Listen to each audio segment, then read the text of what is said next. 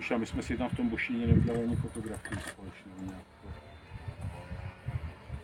A jak to... Jedu, ale ten Láďa není vidět.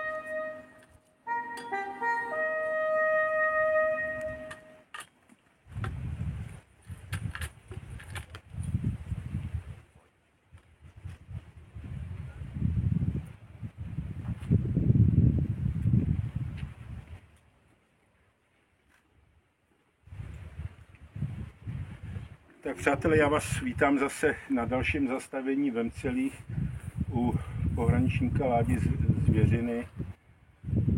Chtěl bych vám říct jednu věc, že Láďa sloužil u 12. brigády pohraniční stráže a 16. prosince 58 střežil zřejmě asi jako stráž roty tu napozorovatelně a les dolů a měl na sobě, protože to byl prosinec, tehdy ještě byla zima zimou a ne léto, tak les prostě dolů a měl na sobě ten ovčácký kožich, jo, ten prostě těžký a jak měl samopal prostě nějak přes sebe, tak tím popruhem zachytil za zábradlí, aspoň tak to tvrdí UDV, v knize Martina Půlce Smrt v pohraniční uniformě a prostě natáhlo mu to samopal, nějak zachytil za ten závěr, natáhl samopal, vyšla rána a Láďa byl prostřelený, sestřelil do hrudi, nějak slez dolů, dal ještě doběh na ošetřovnu a tam se mu dostalo teda péči, ale prostě asi po 10 minutách prostě nastává konec. Myslím si jednu věc, že ve skupině teda memoriálních činností jsme tomu věnovali dost velkou pozornost a musím říct, že dohledáváme další hroby. Teďka se nám podařilo dohledat na Olšanech, tam je taky kluk v pohraniční uniformě. Ten je 30. března 1959. Je tam prostě taky vyleptaný na tom pomníku. Říkám, já když jsem tady byl poprvé, jak jsem si říkal, no co si Láďo dělal, máma s tátou na tebe čekali, sourozenci, jo, holka, ty si prostě přijel domů ve futrálu, jo. 20 let, prostě stane se to jsou prostě ty chvíle, které asi jsme zažili každý, kdo teda v tom prvním sledu byl a myslím si, že je naší povinností na tyhle ty lidi nezapomínat, protože ty si nešáhli sami na život, nebyl tam alkohol nebo něco jiného. Prostě tohle to byla tragická prostě schoda náhod, nešťastná situace a s fatálníma následkama. Jinak tady ve vesnici paní kronikářka ještě pamatuje, že jako malá holčina se zúčastnila tady vojenského pohřbu, že se tady střílelo a paní starostka mi říkala, že snad je to zapsaný jako vojenský hrob, musím jí napsat, že jestli by byla ochotná nám když tak to číslo dát, jo. A že bychom teda měli o to nějaký doklad. Ono s tím budou problémy, protože teďka nějak se přijímá nějaký nový zákon, ministryně války dělá nějaký nový zákon o těch vojenských hrobech, takže Bůh ví, jak to prostě dopadne a asi tam těžko bude místo pro ty kluky, co mají ty psíky na klopě a je na nás, aby my jsme si to prostě uhlídali. Tak to je asi tohleto. Prosím tebe, připrav si tu večerku, jo. Pustíme večerku, položíme ty kytky a pak si tam dojde tu čistou vínu, abych nikomu nešláp na to.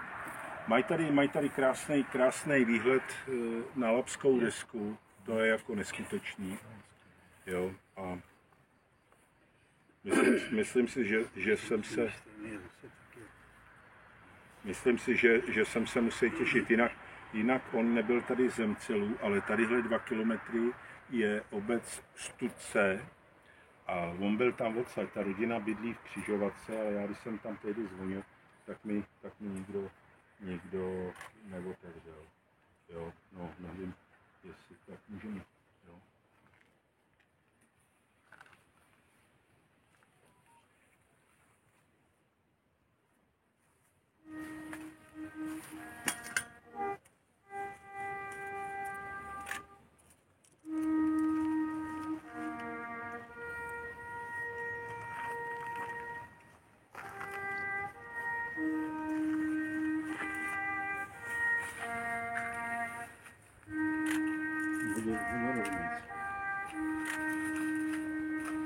Ne, takhle jsem myslel.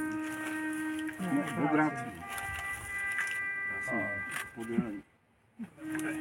Ne, takhle.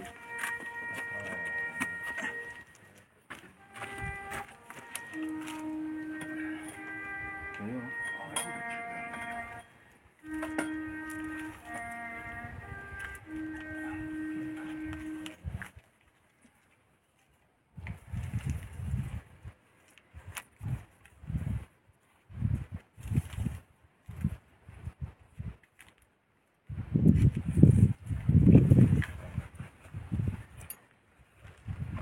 Už se možná těšil domů, těšil se na buchty a dopadlo to trošku jináč.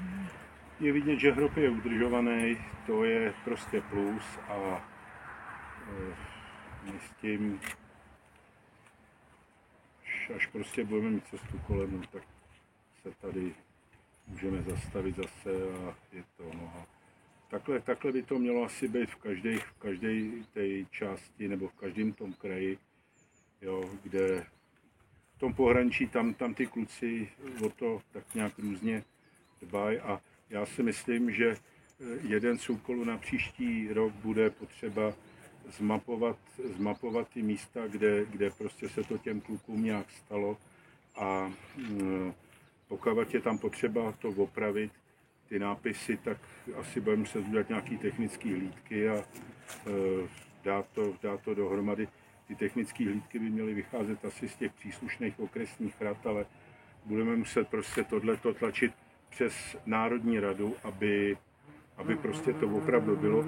Je těžká situace třeba na Šumavě, kde je 5 pomníků a já už jsem se k tomu nedostal, protože jsem měl teda plný ruce práce tady s touhletou kampaní, když se mi ke mně stavovaly všechny ty nitky a už jsem měl dojednaný s Národním parkem, že bychom tam dali nějakou žádost, že by nás tam pustili.